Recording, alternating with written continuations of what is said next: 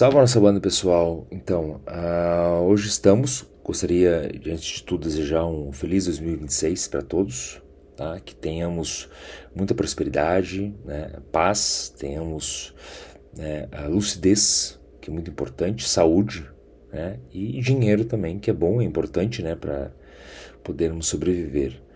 E iniciando os trabalhos aqui, lembrando que agora no sábado, né, teremos ritual de lua cheia, tá? E na segunda-feira, primeira segunda-feira do mês, e não apenas do mês, mas do ano também, teremos a entrega para Bará. Para aqueles que quiserem participar, é apenas R$ 32, né, para cada trabalho aí, né, para lua cheia, no sábado agora, hoje, né, no caso, e para segunda-feira para Bará, R$ 32 para cada trabalho, né, por pessoa. E, bom, vamos lá, vamos pro tema do vídeo. E eu vou trazer um conteúdo, eu já vou incluir já esse áudio aqui, pelo menos, né? Tô gravando áudio porque tá sendo mais cômodo para mim, tá? Para eu não ter tanto trabalho assim de gravar vídeo e, né, posicionar aqui a câmera ali, então eu faço aonde eu tiver, né? Então fica mais fácil para mim. Isso é uma coisa que eu já fiz há um tempo atrás e estou voltando a fazer agora porque eu acho mais prático. E eu acho legal também essa coisa também de podcast, uma coisa mais rádio assim, né? Radio, né? Isso facilita mais também. E, né, o que aconteceu lá na Suíça, tá? Teve uma explosão na Suíça. Eu vi os depoimentos e tudo, ouvi em francês, né? Os depoimentos e tudo, e tem algumas especulações dizendo sobre o início do incêndio que teria ocorrido com uma vela. Eu acho interessante isso, né? Porque vela, ela não inicia um incêndio, né? A vela, ou seja, a vela não é culpada, né? Eu vou falar depois sobre isso, por que eu tô falando da vela, tá? Mas uma vela teria ocasionado o incêndio, né? Estou vendo vários cenários, assim, várias transmissões dizendo que a vela começou a partir de uma vela numa garrafa de champanhe. É assim, pessoal, tá? O foco de incêndio, todo foco de incêndio, ele tem como matéria-prima o fogo, tá? Mas para o fogo existir, né, para aquele que estudou um pouquinho de ciência, né, um pouquinho de física, um pouquinho de química, sabe que para o fogo deve existir um combustível, né? Tendo ar, ok? Já é um fator bastante importante para a existência do fogo, mas deve ter uma combustão, né? E também deve ter um alimento para o fogo, né, que se alimentará do ar, né, obviamente. Então a questão é assim, ó, não é a vela, não é uma vela que estava lá que ocasionou o fogo, não é uma vela. Eu vou até mostrar imagens aqui do clipe do Rammstein, tá? A banda alemã, para quem não conhece, é uma banda fantástica que eu amo. Ou seja, nesse clipe que vocês estão vendo agora, um pedacinho só, eles ateiam fogo. Tá? Eles trabalham com pirotecnia e eles ateiam fogo num bar, dentro de um lugar totalmente fechado, mas super controlado, né? Ninguém sofreu danos ali, na medida, obviamente, a gente está vendo edições, né, do videoclipe, né? A gente está vendo edições, a gente não sabe realmente como foi feito ali, mas eles trabalham muito, para quem conhece a Rammstein, sabe muito bem que eles trabalham com fogo, muito fogo, né? Então, a questão não é o fogo o problema, né? A questão não é uma vela o problema, a questão não é uma garrafa de champanhe numa vela o problema. A questão é, quais são os materiais inflamáveis que estavam ali, né? Um show de pirotecnia, eu ouvi dizer, né? Falaram. Vamos ver agora nas apurações da investigação, mas um show de pirotecnia, que show de pirotecnia, né? Para quem é da arte, sabe muito bem, né? Tem trabalho com fogo e tudo, eu já trabalhei muito com fogo também. Quando eu trabalhava, eu era artista de rua, eu trabalhava muito com fogo também, e a gente sabe que trabalhar com fogo não é uma coisa assim, não é uma coisa controlada, né? Pelo menos a gente tenta controlar, né? E agora o fogo é responsável, a vela é responsável, né? A vela numa garrafa de champanhe é responsável por isso. Eu acho que não é bem por aí. O que eu quero dizer com isso? O que eu quero dizer com isso é aquilo que a gente chama de bode na sala. Bode na sala. Bode na sala é um termo que é usado, é um termo antigo que é usado para podermos dizer assim, ou seja, tem um problema maior ali, mas a gente oculta esse problema maior com outro problema maior ainda, tá? Para quem não conhece o bode na sala é o seguinte, teve uma parábola, tá? Teve uma família que foi consultar um sábio e o sábio disse, né, tem várias versões, né, que é um muçulmano, outros dizem que é um judeu, outros dizem que é um mestre, isso, aquilo. Bom, aí foi consultar o sábio. Aí eles disseram assim, a gente não aguenta mais, a gente está com problema assim, problema assado na família, meu marido é assim, minha mulher é assado, meus filhos são assim, bom. E aí o sábio disse, não, coloque um bode na sala. Eles falaram, como assim colocar um bode na sala? Não, coloque um bode na sala. Daqui uma semana vocês retornem aqui. E, bom, dito e feito, eles colocaram um bode na sala, só que o bode começou a mijar, a defecar por todo lado, e se tornou difícil viver com um bode na sala. Né? Eles tinham que estar toda hora limpando, né, os excrementos do bode, o bode lá, o bode incomodava, berrava. Né? Quem conhece bode sabe o que eu estou falando, né? E bom, depois de uma semana, eles voltaram pro sábio, e o sábio falou assim, e eles falaram assim pro sábio, o casal, né? A gente não aguenta mais, o bode está na sala, o bode ele defeca, ele urina, a gente não aguenta mais o bode é o problema, o bode isso, o bode aquilo. E aí eles falaram, aí o sábio falou, tá bom, então tira agora o bode da sala. E tiraram o bode da sala. Aí o sábio falou, tira o bode da sala e aparece aqui uma semana. Bom, tiraram o bode da sala, apareceram uma semana depois.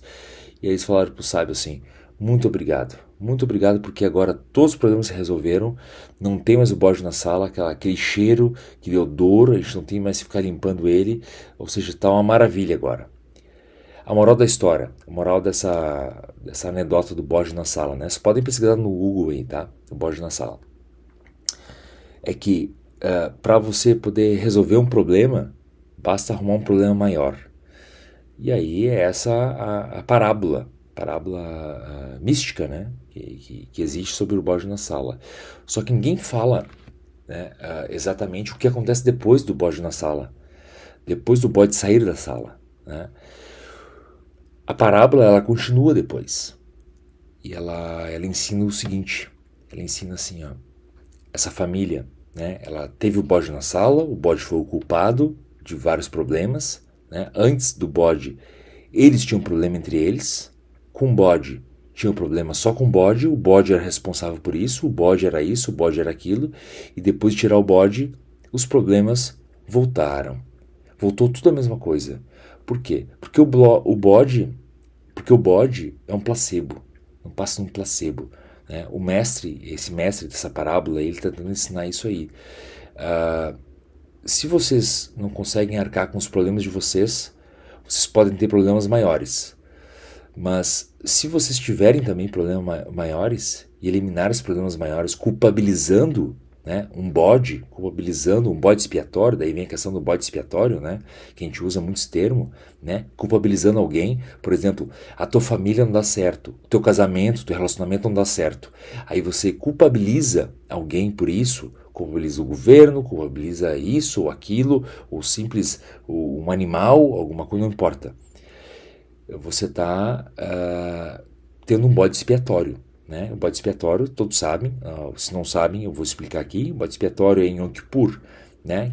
que é 10 dias depois de Rosh Hashanah, que é o Ano Novo Judaico. O bode expiatório, todos os pecados eram ditos, né, em seu ouvido, e ele era largado no deserto para Azazel, um daimon muito, muito importante para nós, e para assim expiar os nossos pecados. Então, bode expiatório, daí que vem o termo bode expiatório, que também condiz com um bode na sala. No final das contas, tá, essa família, né, que foi buscar a ajuda do sábio, ela voltou a ter os mesmos problemas. Então, não adianta a gente inventar um problema maior ou colocar a culpa em alguém, né, se os problemas estão em nós mesmos. Ou seja, se um casal está passando por dificuldade, tá, não adianta buscar um bode expiatório, alguém que vai ser responsável por aquilo. Se encontrarem um bode expiatório, basta o bode sair e os problemas voltam. Se os problemas não voltarem, realmente era o bode então. O bode era o problema. Mas para terem procurado, né, um bode para colocar na sala, é porque realmente os problemas existiam e na saída do bode os problemas vão continuar. Então, o efeito placebo. O bode é um efeito placebo. O efeito placebo usado essa parábola, ela fala muito disso, né? Então, o que aconteceu, né, essa queima, nesse resort aí, ele mostra muito essa questão do bode, né? A vela, a chama, ou seja, uma vela que começou o incêndio. Não é bem a vela que começou o incêndio. Pessoas estavam fazendo alguma atividade, estavam fazendo algo e de repente começou o fogo. Mas não é a questão da vela, mas sim da atividade, da forma, da conduta, do ambiente. Então, antes de vermos, né, se realmente é a culpa do fogo, devemos ver se não temos crianças ao redor, devemos ver se não temos materiais inflamáveis ao redor, porque o fogo não é responsável. E o que eu quero falar com isso, né, no final das contas? Quero dizer assim, não tem bode expiatório. Né? Resolvam os problemas por vocês mesmos. Né? Se vocês têm uma relação, resolvam por vocês a relação. Não encontrem um bode expiatório, ou não coloquem um bode na sala, tá? Porque o bode vai sair e a relação vai continuar conturbada. Não tentem encontrar, né, o motivo, né, o porquê que aconteceu o incêndio lá no resort. Por que aconteceu? Por causa de uma vela. Então não devemos mais acender velas, então as velas são ruins, né? A história tá cheia de bodes expiatórios, né? De tipo, então a culpa é da vela, então vamos banir as velas, né? Não vamos mais. Óbvio que eu estou entrando aqui numa questão um pouco mais profunda, né? É praticamente quase uma parábola, uma parábola de uma outra parábola, mas o problema não é a vela, o problema são as condições, as manifestações, os eventos, o que as pessoas fazem com uma vela, em qual ambiente elas estão com uma vela, né? Uma brincadeira é uma coisa, agora uma brincadeira num lugar perigoso é outra coisa, tá? Você pode lutar judô num tatame, tá? Tendo um tatame, tendo um dojo bem articulado, bem posicionado, bem amparado, um dojo básico, e não se machucar. Agora você pode praticar judô no asfalto, só que no asfalto vai ser mais doloroso. Então a culpa não é do judô, a culpa não é do judoca que está ali, mas sim é dos meios, né, do ambiente. Então eu queria falar nesse vídeo, e é isso, uma mensagem de automagia. Isso é pura automagia, pessoal, pura automagia, tá? Revisarmos em nós se nós não estamos atribuindo a outros os problemas que são a nós, né? Será que realmente nós não estamos colocando um bode na sala? Será que nós não estamos procurando um bode expiatório para explicar ou manifestar ou receber aquilo que não serve mais para nós, aquilo que a gente não consegue cumprir, né, a nossa meta, né? Temos uma relação. Será que devemos atribuir a outro, né, ou a outra a responsabilidade por isso? Será que o problema desse incêndio foi o fogo?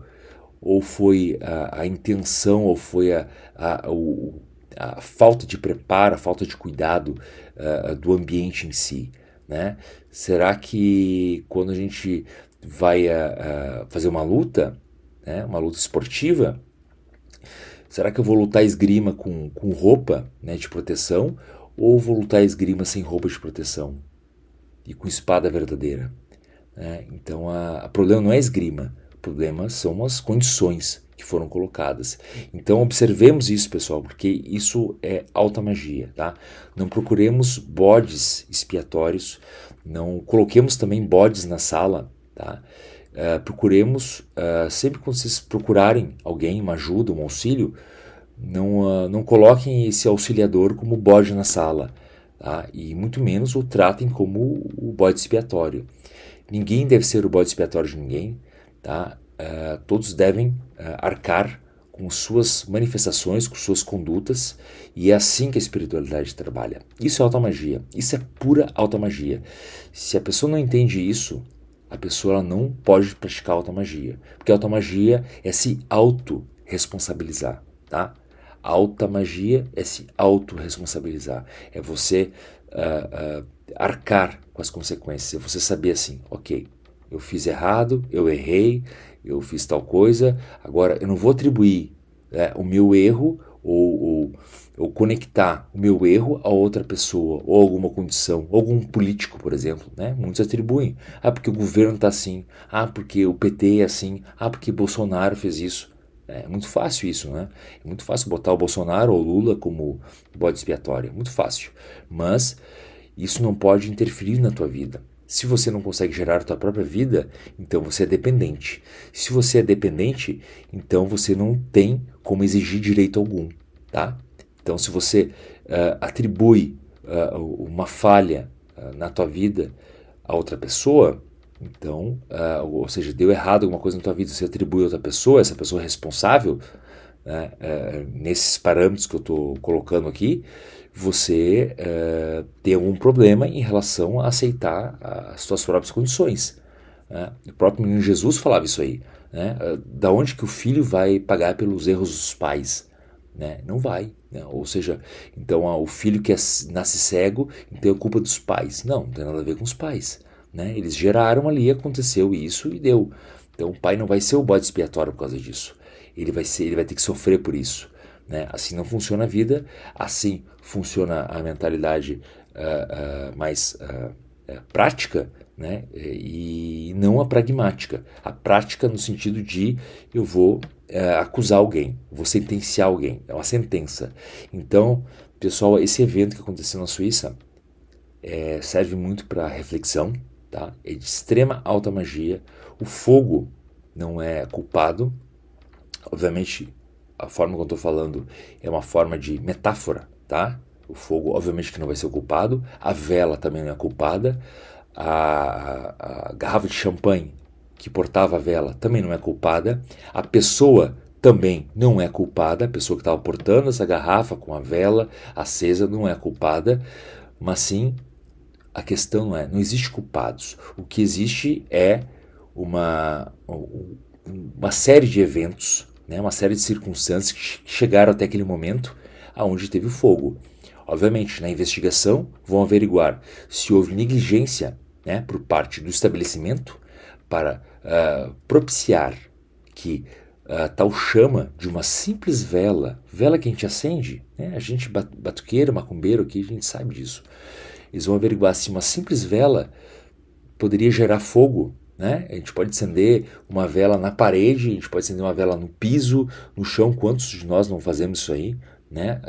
Acendendo vela. E será que realmente a vela ela propiciou para que houvesse um incêndio? Ou tinha materiais inflamáveis ao redor da vela, ou próximo à chama, né, da vela, que propiciaram esse incêndio, né, e explosão? Então, pessoal, pensemos sobre isso, pois isso é da mais extrema alta magia. Salva nossa banda, um ótimo 2026 para todos e vamos lá, segue o barco.